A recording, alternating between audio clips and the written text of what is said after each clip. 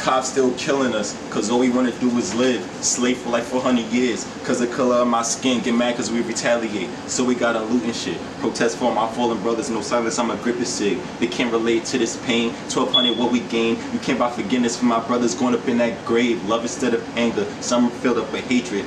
Seeing woke to situations, insomniac, I'm not playing. Since Fruitvale Station 2013, I've been saying they've been trying to kill us off. Now George Floyd is in the pavement. Trayvon woken with just Skittles in a hoodie. Every puddle full of pain and blood, feel like a boogie. Free my brothers in them bookings. Got arrested and they took it. Staying true to their word, there's a lot of people that couldn't. I've been kicked off of buses, shootouts in broad public. Cops ain't do nothing, they just drive by and brush it. See my skin and they stop and frisk. Sometimes I be like, fuck it, they wanna make me go and clutch it. That's what they want, I dub it. There's been guns in my head, ain't no cops around. Oh, you hear click, clap, middle sounds, flappers like a dog pound. Who get it? Man, I ain't asked to be black. I seen cops throughout my life, in and out my house, domestic violence scarred by dark nights. Oh my, yo. Daryl from Gifted, back with another Gifted music video. In this video, we're here with my guy. SAUCE.G, SAUCE God, 700, Mr. 700 himself, you know the vibes, let's get it. Okay, so we could start from like the top and shit, basically, with the 700 shit this time. We gonna switch it up a little shit. So what does 700 mean and shit, and like what's the origins beyond that shit? How that shit came about? 700, that's a music group that I'm currently starting, but it's something small right now, but it's only for like, I call it a group, but we're more of like a movement, because everyone has the same mindset. We're all focused on like putting our like collective funds and shit towards like music. Nah, like, that's what's up. Any shit like that. Like that's what 700 is for. Like serious artists who's just trying to really do this shit, bro. Nah, that's what's up. That's some real team shit. Everybody playing their part. We fake move as a unit now, so it's like, yo, big things is coming. Big things is coming. So who's some of the artists that's in 700 and shit like that? Well, you got me, of course, SAUCE.G, SAUCE God. You got PNV T Money. You got Daryl Drippy. You got 700 Bibs. You got 700 Zay. You got there's a lot. There's a couple people. There's a lot. A couple people. PNV Lou, he's in 700. Okay, okay. You know, a couple people. Okay, so let's get a little touch more about like where you from and shit. So like where you from? Where you come from? Flatbush, okay. Brooklyn, you know the vibes. I started in Bed-Stuy, but then once I moved to Flatbush, it was like Flatbush is really Flatbush is like what made me. It's the mecca of Brooklyn in my eyes, doing shit. Like everybody knows somebody from the bush. Like if you from Brooklyn, you have some type of ties to the bush for sure. I feel like I was a different person before I came to the bush. Like the bush really made me. Nah, that's in which ways? Like, and just like the way I carry myself, and like, cause before when I was living in the style, don't get me wrong, I was never no bitch nigga. I was, bro, like I was really cool. I was like calm-headed and shit. But it's like I moved to Flatbush, and it's like some things that was happening in my life, shit was just getting real hard, bro. Like mad hard, bro. So then niggas was just outside, bro. Okay. And it was outside, and that's what I mean by Flatbush being. There was like certain shit everyone learned when they outside in the street and shit. So it's like, that's what I mean by that. And growing up and shit, coming from the streets and shit like that, did you ever get in trouble as a kid or some shit? Ever ran into some trouble at any times? Yeah, I mean, that's regular though. I mean, I got jumped a couple of times. I got jumped by like 6 people before. Shit. I got arrested a couple of times, regular shit, for fighting. But all the times I got arrested for and I was fighting, I won. Facts. No, that's a good. That's the situation. You feel like the experiences that you've been through made you a better person? Or like, how do you feel about like the experiences or all that the trials and tribulations and shit that you've been through in the streets? It made me wiser. It made me wiser. I feel like before I was kind of naive a little bit, but now it's like niggas can't hit me with no bullshit. I see through everything, bro. I see through everything, bro. Nah, like, that's what's up. I sense fake niggas around me, bro. I just be like, oh nah, what's up with this nigga? Like, facts, bro. Nah, it doesn't be like that.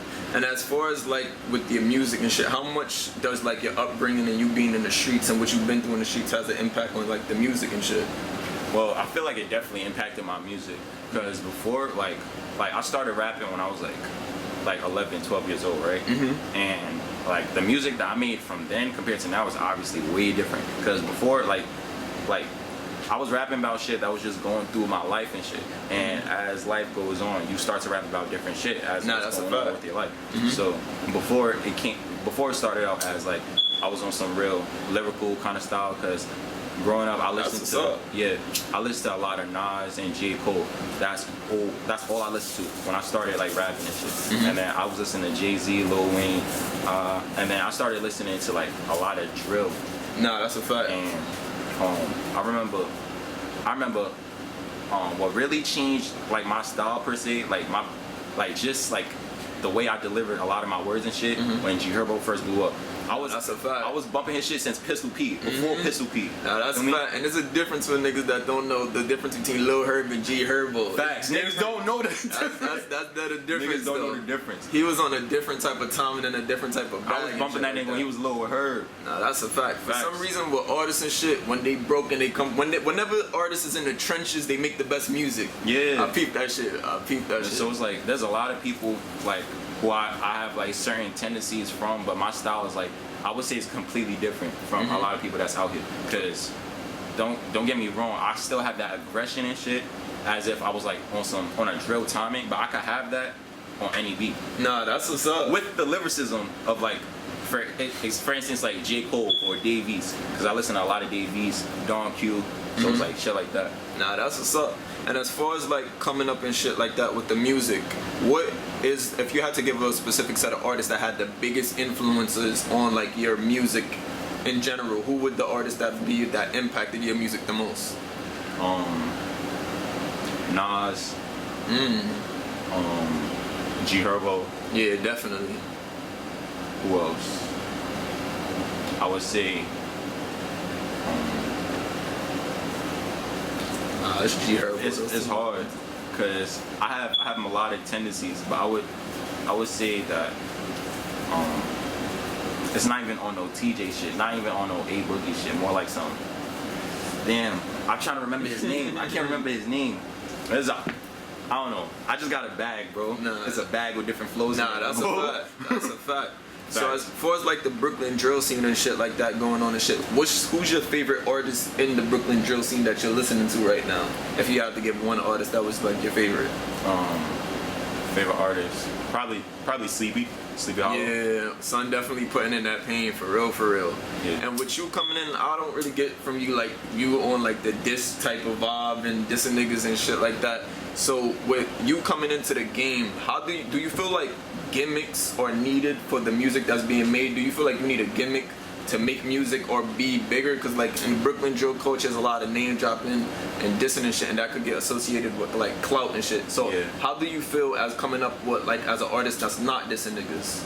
Well, for artists that's out there and like for the artists that do diss people, I don't think of it as they're dissing some of them for like clout, even though some of them probably do. Yeah. But like for me, like if I was to make a diss to someone, because I diss people in my songs before, but it's not on no A different like, type of timing. Yeah, not on like the whole song is a diss about that person. I would throw the diss in there while the whole song is about like something else kind of thing, because it's not needed as a gimmick, but it'll definitely give you that exposure. Yeah, exposure and shit. Do you feel as coming like an artist and shit, do you feel like you could come out without having to engage in like the politics like that the fans like seeing and shit like that? Because I ain't even going front in the game right now is drama and controversy. That shit makes you shoot. You talk shit about a person, niggas rushing your views and shit like that. So how do you feel as trying to make it on your own without that?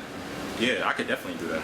Nah, that's right. Definitely, because my music was lit before I even hopped in the drill bag, bro. Like I got a song over 100,000 streams on SoundCloud. Nah, that's what's it's up. not even not drill, bro. Hip hop trap. Like Nah, that's what's up. That's what's up. I don't feel like it's needed. And as far as that shit, how much artists do you feel would be able to stand tall on their music if like the dissing music and every shit was not here? Like if you had to give like a percentage of how much of these niggas that's lit right now would be lit if it wasn't like dissing and drill? Well, if there wasn't no dissing and drill, I don't feel like some of these rappers would be lit, honestly. Yeah, me too. I don't. Completely But honest. there's artists that's coming up that's not really dissing people per se, but still have like the drill bag. Like for example, like Busy. Yeah, that's a fact. But then again, he's controversial. That's like a whole different Yeah. subject. Nah, that's true too. That's true too. And as far as like, I would say you being an artist coming up in Brooklyn, we had a very crazy time and the shit where it's just like artists are dying left and right and shit like that. So with you coming up, even if you not, people could say it's things that led to them or some shit, but with you, how does that affect you? Seeing like niggas go just like that, and you being an artist. It's funny because I was talking about this with my mans all the time. These niggas be talking about coronavirus and everything, and just like people dying and shit. And then you get to people like Pop Smoke, Juice WRLD, even FIVIO on the news yesterday. Yeah, that shit hit shot. That shit hit me. Like I panicked as soon as I seen that shit.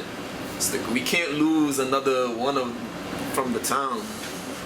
We can't lose another one. No funny shit.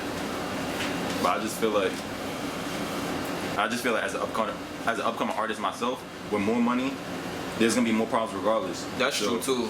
So it's like I'm prepared for that, honestly. I'm already prepared for that. I already know niggas I move tap when we get up there. Cause like, not me per se, but I know there's like people in my group and shit who really got that. Feel me? So we're gonna have to be outside. We have to be outside, but don't run up. That's all I'm gonna say. Don't run up.